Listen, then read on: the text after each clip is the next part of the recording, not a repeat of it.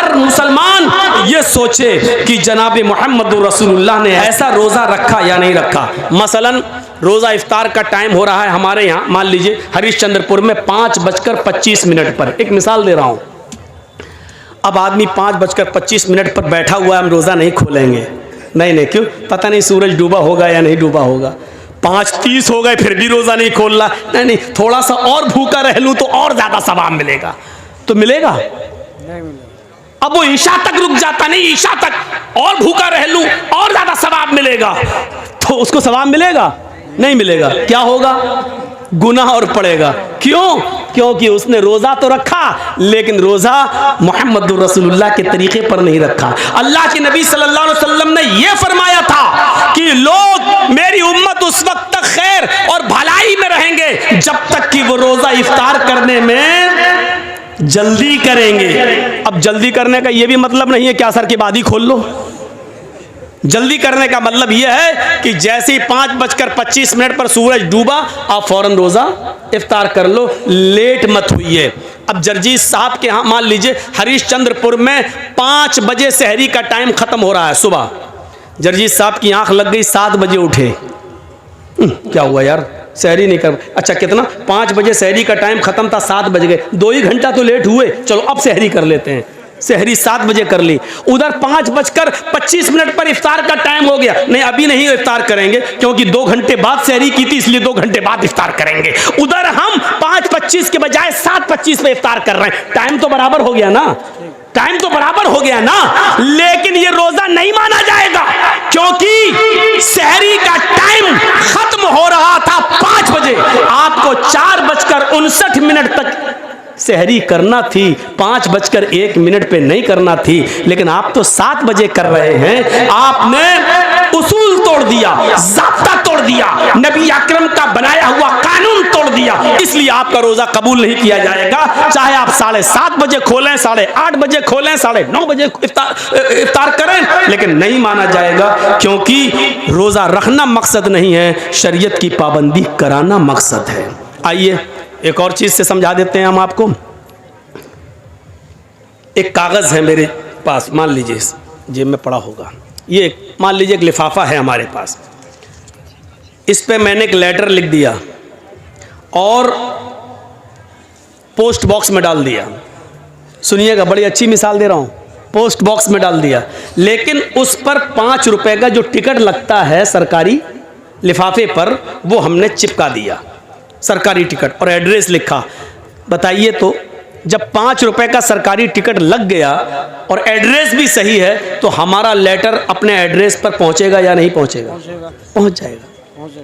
सरकारी टिकट नहीं लगाया लेकिन लिफाफा हमने 1000 रुपए का खरीद लिया, बहुत खूबसूरत है, डिजाइनदार है, बहुत अच्छा है, कागज बड़ा उम्दा है, उसकी कीमत 1000 है। उस लिफाफे पर हमने लेटर लिखकर रख दिया लेकिन सरकारी टिकट 5 रुपए का नहीं लगाया, तो क्या वो अपने एड्रेस पर पहुंचेगा? नहीं पहुंचेगा, और पहुंचेगा तो बैरिंग बन जाएगा, आपसे वसूल कर लिया जाएगा 10 गुना। नहीं पहुंचेगा, क्यों? क्योंकि उस पर सरकारी मोहर नहीं लगी है, सरकारी टिकट नहीं लगा है। तो पता चला कि 5 रुपए का सरकारी टिकट लग गया तो पहुंच जाएगा, 1000 का खरीद लिया लेकिन सरकारी टिकट नहीं लगा तो नहीं पहुंचेगा। इसी तरीके से जोहर की नमाज 10 नहीं 12 पढ़ लो, 12 नहीं 12,000 पढ़ लो, मगरिब की नमाज 5 नहीं 7 पढ़ लो, 7 नहीं 7,000 पढ़ लो, तरावी 8 नहीं 20 पढ़ लो, 20 नहीं 20,000 पढ़ लो, लेकिन उस पर सरकार की मोहर नहीं है, यानी जनाबे मोहम्मद रसूलुल्लाह की मोहर नहीं है, तो वो हमारी नमाज अल्लाह के यहाँ कबूल नहीं होगी। मेरे भाइयों, रकातों की तादाद का कोई मसला नहीं है, मसला ये है कि अल्लाह ने कुरान में क्या कहा है, माताकुमुर रसूल फखुज़ूहु व मा नहाकुम अन्हु फंतहु। रसूल तुम्हें जो दें, जिसने माँ को समझ लिया वो सब कुछ समझ गया। आज पूरी तकरीर मेरी समझ जाओगे अगर माँ को समझ लिया। माँ ये वाली माँ नहीं जिसके पेट से बच्चे पैदा होते, ये माँ नहीं, माँ अताकुमुर रसूल। यहाँ इस आयत में जो लफ्ज़ माँ आ रहा उसको मैं कह रहा हूँ, माँ अताकुमुर रसूल फखुज़ूहु। माँ के 2 माना हैं, जहन में रखिएगा, दिमाग में, माइंड में। माँ के कितने माना हैं? यहाँ इस जगह 2। पहला माना जो, और दूसरा माना जितना। मा अताकुमुर रसूल का पहला तर्जुमा क्या होगा? मा अताकुमुर रसूल, रसूल जो दे वो ले लो। सुनिएगा क्या मतलब हुआ? मा अताकुमुर रसूल, रसूल जो दे वो ले लो। और दूसरा माँ का तर्जुमा यहां ये होगा, मा अताकुमुर रसूल, रसूल जितना दे उतना ले लो। मतलब समझ रहे हो क्या? ना उसमें ज्यादा कर सकते हो ना उसमें कम कर सकते हो। अगर मगरिब की 3 रकात दी है फर्ज तो 3 ही पढ़ना है। अब अगर कोई 5 पढ़ ले तो गुनाहगार होगा।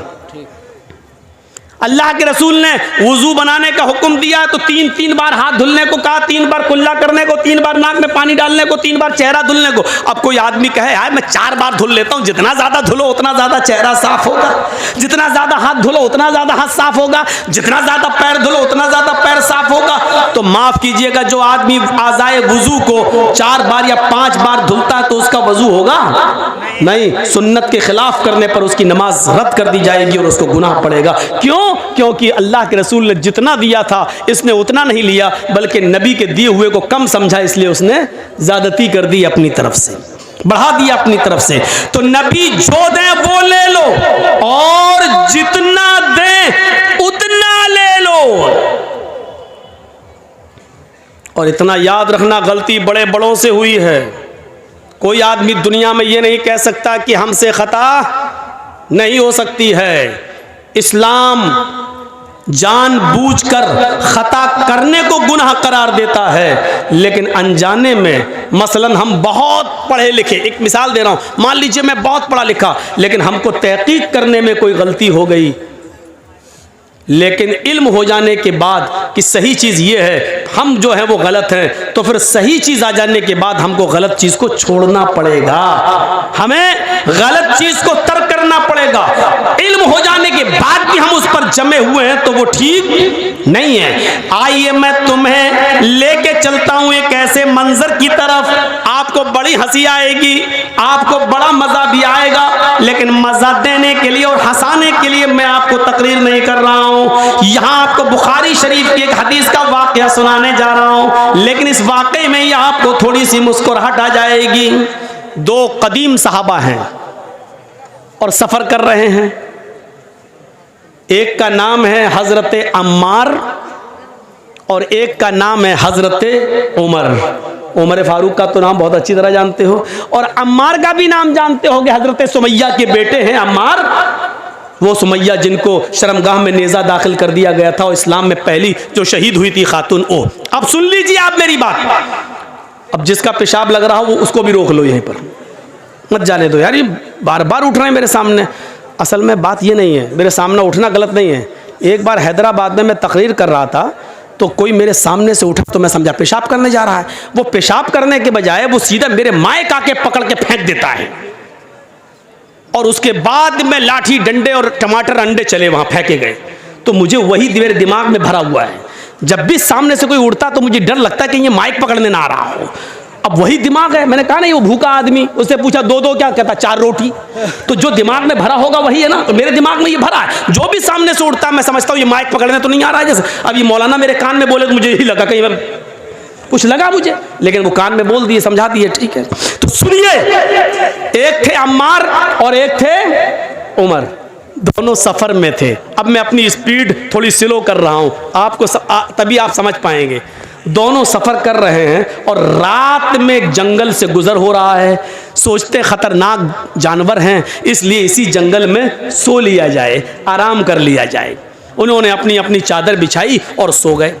फजर की नमाज में दोनों को उठना था, फजर की नमाज में दोनों को उठना था। बड़ा दिलचस्प वाकया सुना रहा हूं, आपको भी मजा आएगा, सुनिए। और जिनको मसला मालूम नहीं होगा वो मसला भी जान जाएंगे। दोनों को फजर की नमाज में उठना था और दोनों फजर की नमाज के वक्त उठे, लेकिन दोनों ही जुम्बी हो गए। जुम्बी समझते हैं? दोनों को ही गुस्ल की ज़रूरत पड़ गई। अब तो समझ गए ना, खुलकर कहने की ज़रूरत नहीं है। यानी दोनों इंसान हैं, आदमी सोता है, दोनों को ही नाइट फॉल हो गया। अब गुस्ल करना पड़ेगा तभी नमाज होगी, लेकिन पानी नहीं है। अब क्या किया जाए? तो हजरत अम्मार कहते हैं, उमर जी मुझे मसला मालूम है। कहा क्या? सुनिए, बहुत स्लो सुना रहा हूं ताकि आपके दिमाग में बिल्कुल घुसा दूं। कहा उमर मुझे मसला मालूम है। अल्लाह के नबी जुमे का खुतबा दे रहे थे तो आपने फरमाया जब पानी ना मिले तो पाक मिट्टी से तयम्मुम कर लो। हजरत उमर कहते चुप रहो, जिस मस्जिद में अल्लाह के नबी ने ये खुतबा दिया उसमें हम भी थे। आपने ये बात कही थी कि पानी ना मिले तो तयम्मुम कर लो, लेकिन वो वुजू के लिए कहा था, गुस्ल के लिए नहीं। हमको वुजू की जरूरत नहीं है, गुस्ल की जरूरत है। अल्लाह के रसूल ने उस मस्जिद में जो जुमे का खुतबा दिया था उसमें यह कहा था कि अगर वुजू के लिए पानी ना मिले तो तयम्मुम कर लो, दोनों हाथ पाक मिट्टी पे मार के फूंक लो, चेहरे पे फेर लो, दायां हाथ बाएं हाथ पर और बायां हाथ दाएं हाथ पर फेर लो तो तयम्मुम हो जाता है। ये अल्लाह के नबी ने बताया था। तो यहां तो वुजू का मामला नहीं है, हम लोग नापाक हैं, हम लोग को गुस्ल की जरूरत है। हजरत अम्मार कहते हैं, हजरत अम्मार कहते हैं तो एक काम करिए ना, वुजू में हाथ पैर मुंह कुल्ला किया जाता है और ये सब धुला जाता है, हमको गुस्ल की जरूरत है, इसलिए पूरे जिस्म पे मिट्टी फेर लेते हैं।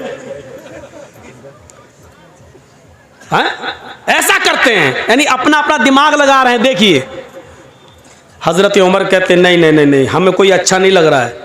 क्यों? हमको मसला मालूम नहीं, कि ऐसा ना हो ऐसा करने पर गुनाह हो। तो हजरत अम्मार ने अपनी अकल चलाई और हजरत उमर ने अपनी अकल चलाई। हजरत अम्मार ने कहा तुम्हें नहीं पढ़ना मत पढ़ो, मैं तो पढ़ूंगा नमाज। तो हजरत अम्मार ने क्या किया, एक झाड़ी के पीछे चले गए, मिट्टी पड़ी थी, बुखारी शरीफ की हदीस के अल्फाज हैं, अपने जिस्म को उस पर पूरा मिट्टी में लोट लिया। बुखारी में क्या है, कमा तमर्रकुद्दाब्बा, यतमर्रकु कमा तमर्रकुद्दाब्बा। हजरत अम्मार मिट्टी पर ऐसे लोटे, ऐसे जैसे चौपाया, आपने देखा होगा जानवर को मिट्टी में ऐसे ऐसे करता ना, फिर झाड़ देता अपने आप को, पूरे जिस्म पर मिट्टी हो जाती है उसके। तो हजरत अम्मार ने ऐसे ही किया, पूरा करके पूरे जिस्म पर मिट्टी मल ली और गए और नमाज पढ़ ली। हजरत उमर देख रहे हैं, उन्होंने नमाज नहीं पढ़ी, हजरत अम्मार ने पढ़ ली। हजरत उमर ने कहा पता नहीं सही हुआ कि गलत, नहीं, उन्होंने अपनी अकल दौड़ाई, नमाज नहीं पढ़ी। शहर में गए, सुबह सूरज निकलने के बाद पानी मिल गया और जैसे ही पानी मिला तो हजरत उमर ने सबसे पहले गुस्ल करके फजर की नमाज कज़ा कर ली, पढ़ ली। उस जमाने में मोबाइल का दौर नहीं था। दबाया, हाँ जर्जी साहब जरा बताइए तो। मालूम है रात के 3 बजे लोग हमें परेशान कर देते कभी कभी, इसलिए मोबाइल बंद कर दिया, रख दिया। 3 बजे पूछते हैं, मौलाना साहब फला हॉस्पिटल में मेरी बीवी एडमिट है, बड़ा अच्छा, अल्लाह ताला ने अभी अभी एक बेटा दिया, क्या नाम रखूं? अरे बच्चा आज पैदा हुआ है, कभी ने 7वें दिन नाम रखना है, तुझे अभी जरूरत क्या थी, सुबह पूछ लेता। रात में 3 बजे फोन कर, क्या नाम रखूं? तो ये परेशान करने वाले लोग भी होते हैं, 3 बजे फोन कर रहे हैं। कहा अरे मौलाना खुशी थी इसलिए बोल दिया। तो बोलो ना मौलाना साहब हमारे बच्चे के लिए दुआ करना, अल्लाह ताला ने चांद सा बेटा दिया। ये क्या नाम, 3 बजे फोन कर रहा था। तो उस जमाने में फोन का जमाना नहीं था, अल्लाह के रसूल से मसला मालूम कर लिया जाए। अब सुनिए, अम्मार इब्ने यासिर ने नमाज पढ़ ली, हजरत उमर ने नहीं पढ़ी। जब सूरज निकल गया, पानी मिल गया, तब उमर फारूक ने नमाज पढ़ ली। जब सफर खत्म हुआ तो ये दोनों जब मदीने आए तो अल्लाह के नबी सल्लल्लाहु अलैहि वसल्लम से दोनों ने अपना अपना किस्सा बयान किया।